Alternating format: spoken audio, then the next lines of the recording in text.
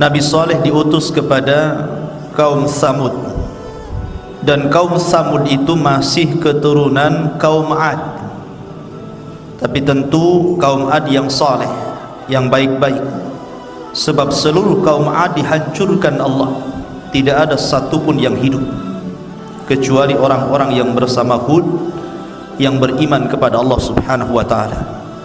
Lah kemudian setelah Hud meninggal dunia, maka kaum Samud mereka tinggal di perbatasan antara Tabuk dan Hijaz. Disebutkan dalam surah Al-A'raf ayat 79 atau 73 sampai 79, wa ila Samud akhahum salihan, dan kepada bangsa Samud Allah utus saudara mereka, menunjukkan bahwa Nabiullah Saleh bukan orang lain tapi bagian daripada kaum Samud.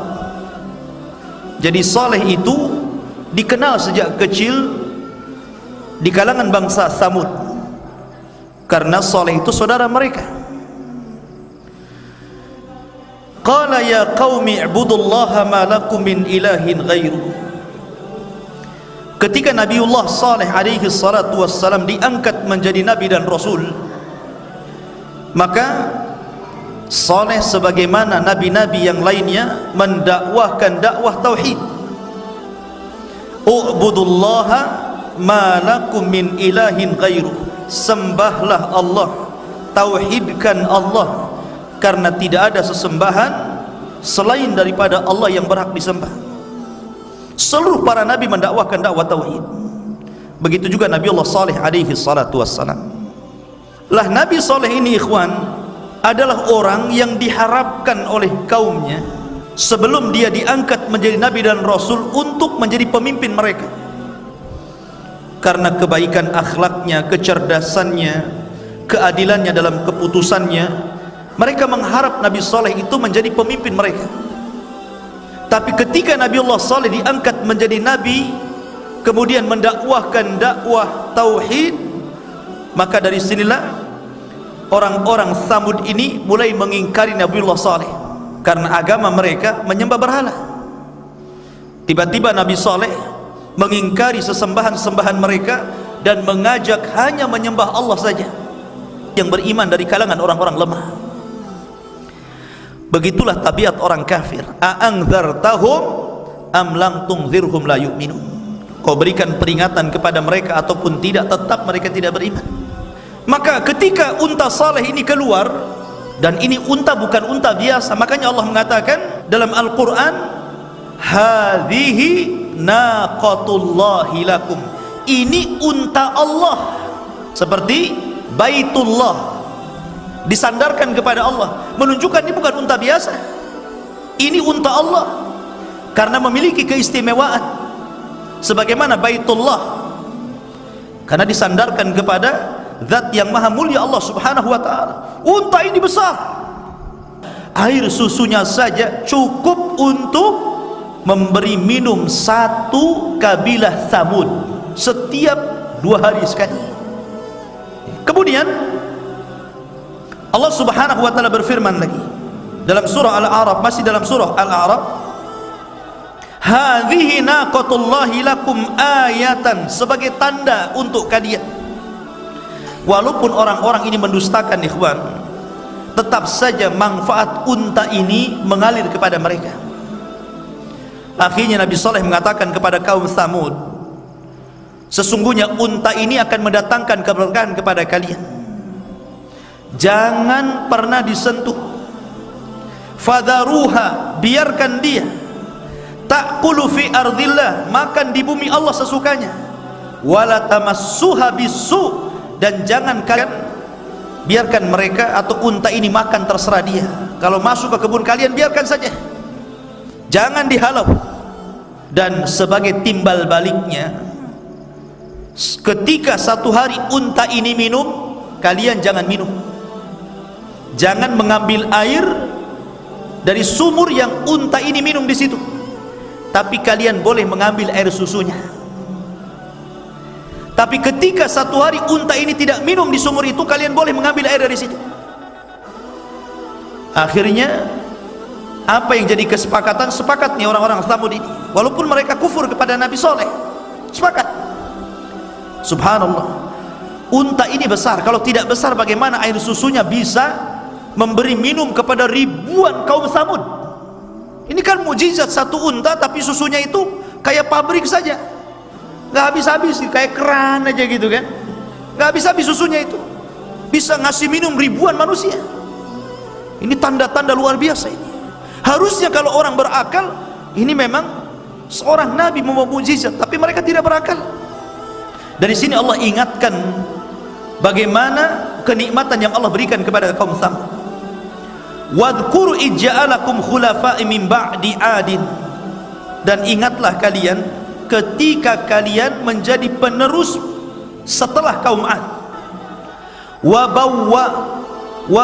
bawwa'akum fil ardi, dan kalian diberikan tempat di bumi. Tattakhiduna min suhuliha qusuran wa tanhitunal jibala buyutan fadhkuru ala Allah. Kalian Allah berikan nikmat, kekayaan yang luas, penghasilan yang luar biasa, dan kalian diberikan kekuatan sampai bisa mampu membuat istana dan rumah-rumah di bukit-bukit, di pahat. Bayangkan, jadi gunung batu itu jadi istana, jadi rumah. Gimana caranya itu? Zaman sekarang ya enak saja ya, banyak peralatan, tapi zaman itu kan manual. Tapi Allah berikan kekuatan, Masya Allah, sebagai bukti istana dan rumah-rumah kaum saleh sampai hari ini masih tetap tegak. Di satu perkampungan namanya Hijr, sampai hari ini ada bekas-bekasnya. Istananya kaum Tsamud itu, rumah-rumahnya kaum Tsamud yang ada di gua-gua cantik ya, memberikan nilai seni yang luar biasa yang tidak sanggup dibuat orang sekarang itu. Dan ini sebagai bukti Allah sisakan peninggalan mereka, kaum Tsamud ini. Kemudian Allah mengatakan fadhkuru ala Allah, ingatlah dengan kebesaran-kebesaran Allah, wala ta'tsaw fil ardi mufsidin, dan janganlah kalian merusak di permukaan bumi. Tetapi ikhwan, ada satu kisah, lama-lama mereka jenuh, sehingga ada seseorang, ada dua orang. Yang pertama, orang ini menaksir seorang wanita yang sangat cantik, tapi wanita cantik ini sudah dipengaruhi oleh syaitan. Kata wanita ini, kau boleh menikahi aku, tapi syaratnya kepala unta saleh. Kemudian yang satunya juga ada, dia mau menikahi seorang gadis, tapi orang tua gadis ini, neneknya ini, mengatakan perkataan yang sama, kalau kau ingin menikahi putriku, kau harus membawa kepala unta saleh. Akhirnya yang dua orang ini sepakat untuk membunuh unta saleh, tapi mereka tidak langsung melakukannya. Subhanallah, mereka datangi rumah-rumah kaum Tsamud, minta pendapatnya. Di luar dugaan ikhwan, semua sepakat. Rupanya orang-orang yang kafir itu sudah jenuh rupanya. Memang mereka ingin, sudah sebel bahasa kita, kepada Nabi Saleh dan ingin membunuhnya, tetapi belum ada penggeraknya. Jadi ketika ada dua orang ini menjadikan penggerak, sepakat semuanya. Makanya bahasa Al-Quran, fa'aqaruha fadzamzama alaihim rabbuhum bidzambihim ila akhiril ayat. Mereka menyembelih unta saleh, padahal yang menyembelih dua orang kan, tapi Allah mengatakan mereka. Maknanya karena satu kampung sepakat meridhoi dua orang ini untuk membunuhnya. Makanya bahasa Quran menggunakan mereka, padahal cuma dua orang. Akhirnya setelah disepakati para pembesarnya yang tidak suka dengan Nabi Saleh, bahkan seluruh kaum Tsamud kecuali orang yang beriman ikut setuju, gak apa-apa, bunuh saja. Maka mereka pun kemudian siap-siap untuk membunuh unta itu. Maka dua orang ditemani dengan orang-orang yang lain, jumlahnya 9 orang. Mereka sepakat untuk membunuh unta saleh. Akhirnya dibunuh betulan.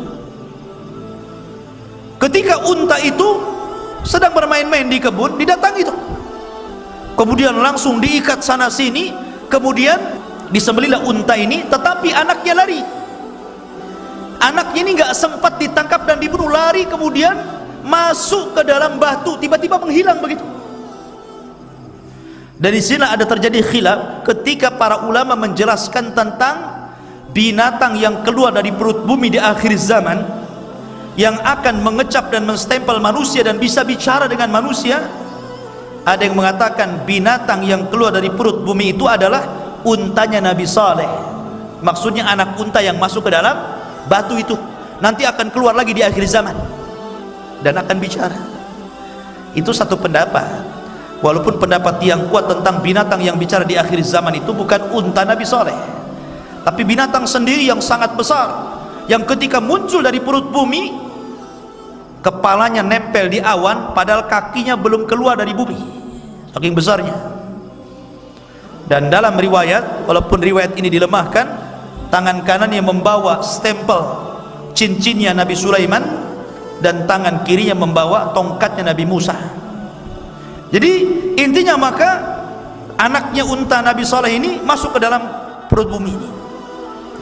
Lah setelah mereka berhasil membunuh unta Saleh, mulailah mereka mengarah untuk membunuh Nabiullah Saleh alaihi salatu wassalam, karena untanya sudah mati. Maka mereka kemudian membuat makar, wa makaru makran wa makarna makran walakinnahum la yash'urun.